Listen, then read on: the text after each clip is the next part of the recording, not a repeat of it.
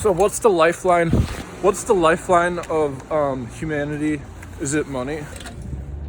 If the life force of humans were money, then the life force of some bad creature could be a soulnado or a castle that had a soulnado eye of the soulnado at the top of it. That would be like a right angle, but a wicked hard right angle. If the difference of a seed germinating was whatever energy your body kinematically makes up internally, if you flip that backwards, that same amount of energy has a signature that could be dialed in if you flip its insides out. And so if there's really big ninjas, there's two types. Sauron in Lord of the Rings, before he got knocked his ring off his hand, he was like the size of Goliath. He was like this wraith that was like Noob Saibot. So that's big. And then the guy in Power Rangers is like a fleshed out red version of him, but he's a human size. But this red guy, if he was the size of Sauron before he got murked, they would be the essential same thing, just one would be red and the other would be black. And so the key is that inanimate objects, when they have a different thing around them, is something like a cursed object, but it also can be used as a clone of you, whether it be a robot suit like Cyrax or a tower with an eye on it. It's just the tower wasn't done yet. What if on Aku got hit and ended up in a tower with no legs? You would have the rest of them build until you got more body parts, and that's what the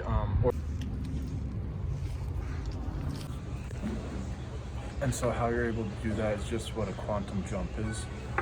It's no different than what a scan, if it goes, that means it's a completed jump. So if you're scanning the entire land, you could jump from a soulnado to a castle if they were the same shape, but inside out.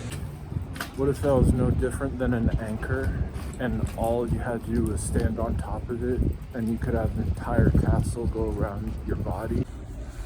And so when Quan Chi got word of Middle Earth, he soon began a soulnado in order to make a second tower where Sauron could leap from one to the other. This would have been a leg if a leg was jumping in and out of existence. This isn't Dead by Daylight, the entity that has fangs come down. Or are they talons? We don't know, we just know they pop out of nowhere. This is what soulnado was trying to be into Sauron's tower.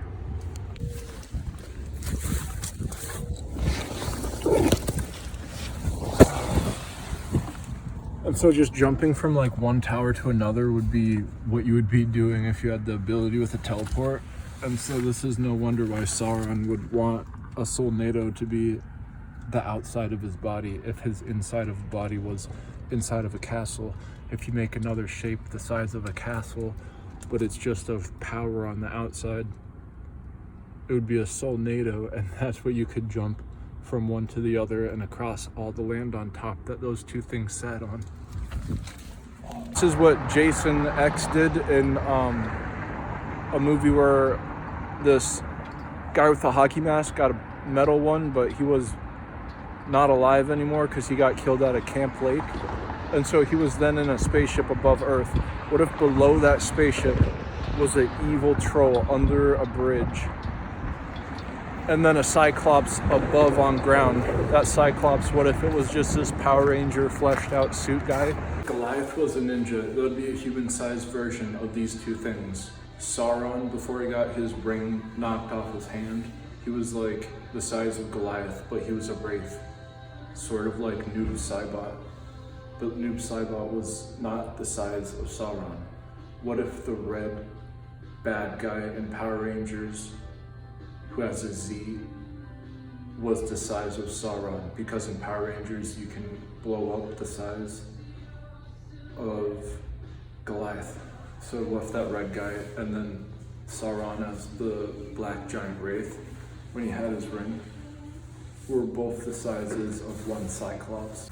The Power Rangers bad guys, the Z character with the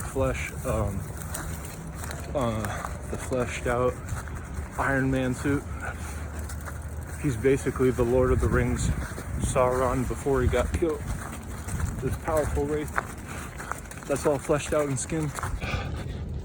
Jason Voorhees, a guy on planet Earth who was drowned inside a camp and then he came back as a curse. That's almost what Peter Pan did. Instead of not drowning into his shadow, he avoided that by sewing his shadow onto his shoe, and no one knew what he was doing.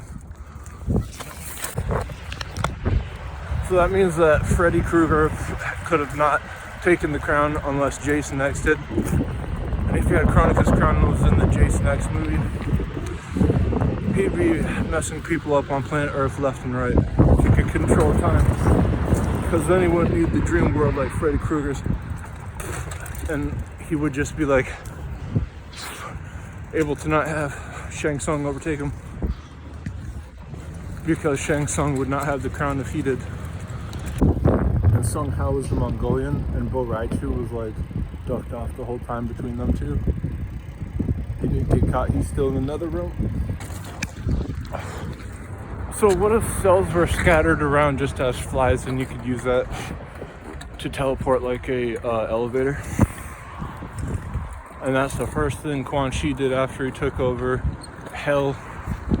He made sure he could ride around in skeleton hands. That's what Shinnok did. And then he thought that Shang Tsung was gonna out him, so he had